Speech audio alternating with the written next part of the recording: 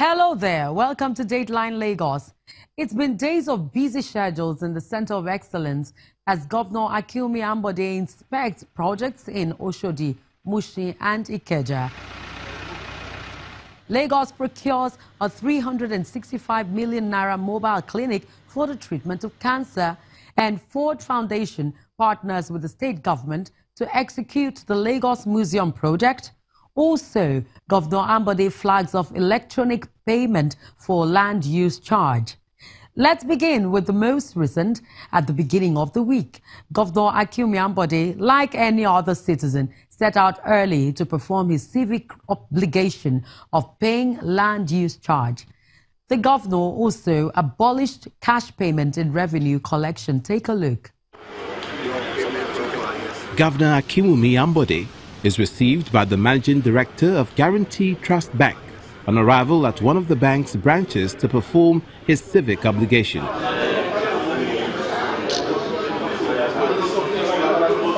He is here to pay his land use charge using the electronic payment method. By this move, he becomes the first homeowner in the state to pay his tax into the newly opened land use charge account. That's my evidence of payment. Away from the banking hall, Governor Ambode addresses a gathering of top management staff of the bank and other guests on the new development.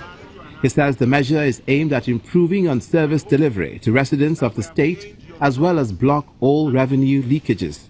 Lagosians, with your full support, there is evidence that every kobo paid in taxes has been productively utilized in infrastructural renewal and development of this state in the last 2.5 years. It is my hope that we have gained your trust and confidence to move this state forward. For every 1 kobo you pay as taxes, we will give greater value and comfort to all citizens. The governor also ushers in the phase-out of cash payment in revenue collection. In order to ensure that the government improves on the quality of service delivery to our people, effective from 1st March 2018, no payments or taxes will be made by cash henceforth across the state. Taxpayers should be able to pay all legitimate bills through all payment channels at their own time and convenience. The transaction process is now going to be every day, anytime, and no weekends. We should be able to pay our taxes from any bank, any branch, using WebPay, PayPoint, and USSD, encouraging mobile money without any contact with government officials. The governor appeals to residents and all taxable adults to be patriotic to this development and be faithful to their civic duties. The vision of the Lagos state government to transform the state into a world-class tourist destination is paying off after all, with international organizations like Ford Foundation indicating its interest to fund the Lagos Museum project.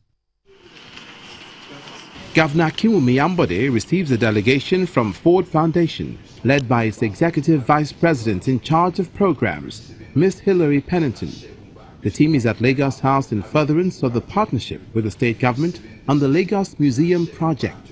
It's a vision, I know, that has been important to you and to the people of Lagos, and we believe as well this is a great city. It's one of the world's great cities, and it deserves the kind of iconic space that you are creating and that will be here. So we're very, very honored to be part of it. Ford Foundation has been involved in the funding of the museum project, which is planned to be located within the Presidential Lodge and Lagos House in Marina.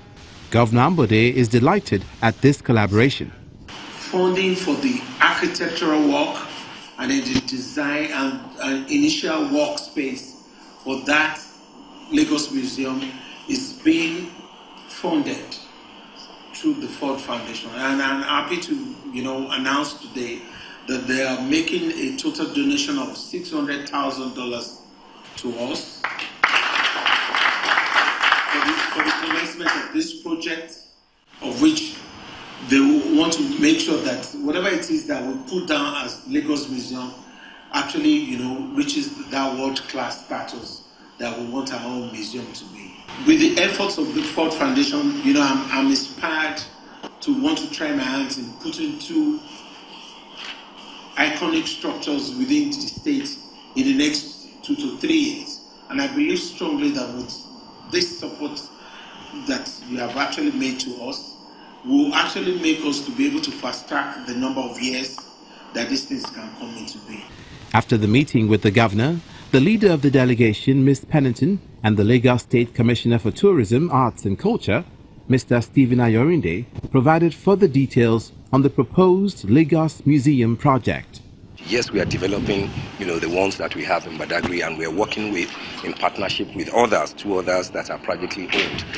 But the museum project for Onikon is the first that you will say that this belongs to the state, but it will be different from what is coming to the space where the Lagos State Council for Arts and Culture and the Census Board are presently occupy. The museum that will be coming there is the Museum for Contemporary Art and Sciences, which will be a lot unique, quite different from what you have, for which we have gotten $600,000 support grant from Ford Foundation. We feel that being able to create a space where people from all over the city and all over the world can come to understand the unique history and heritage of Lagos State is a very important kind of contribution to make to a great city. Thank you. The proposed Lagos Museum project is expected to commence soon and delivered in 3 years from the date of commencement. Will Lagos be considered favorable to host a FIFA competition anytime soon? Perhaps the visit of the president of the World Football Governing Body to Lagos State brings home hope. Very well. Nice to meet you. The president of the Federation of International Football Association, Gianni Infantino, arrived to the Lagos State House, accompanied by the Secretary General of the Federation, Fatma Samura, and CAF President Ahmad Ahmad. The visit comes ahead of the Federation's Executive Committee Summit in Lagos. He says the summit will have 4 discussions with the Nigerian Football Federation on executing sports projects in Nigeria. We are here to, of course, on one side discuss with PINIC and with the Nigerian Football Association a few projects on Nigerian football and how we can work together with CAF as well, and how we can improve football, even though you don't need it because your football is already excellent. But one can always try to do, or at least pretend in front of the others to do something. Governor Ambode expresses excitement at the choice of Lagos as the host city of the FIFA Executive Committee Summit, adding that the state has the capacity to host international football tournament and use sport as a tool to showcase the state's tourism potential and culture. I believe as you decide tomorrow and then days after on where you intend to put your projects, Lagos stands to welcome all the projects of FIFA away from other cities in Nigeria. We have the population, and then we have the enthusiasts. We also have the tourism potential to actually receive any FIFA projects in Nigeria. Funny enough, the World Cup starts on my birthday. So I believe strongly that the NFF president that has been able to bring us to the World Cup this time will give us an exciting moment, and then Nigeria should be able to come back with the trophy, right? Once again, I want to say a big thank you to you. I want to say a big thank you to the delegations. You've actually made us very proud, and we are so excited to be associated with FIFA.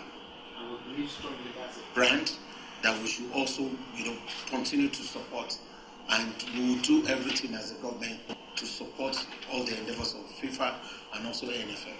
While pledging support for events by the world's football governing body, Governor Akinwumi Ambode expresses confidence that the team would be convinced to consider Lagos favorable to host a FIFA competition.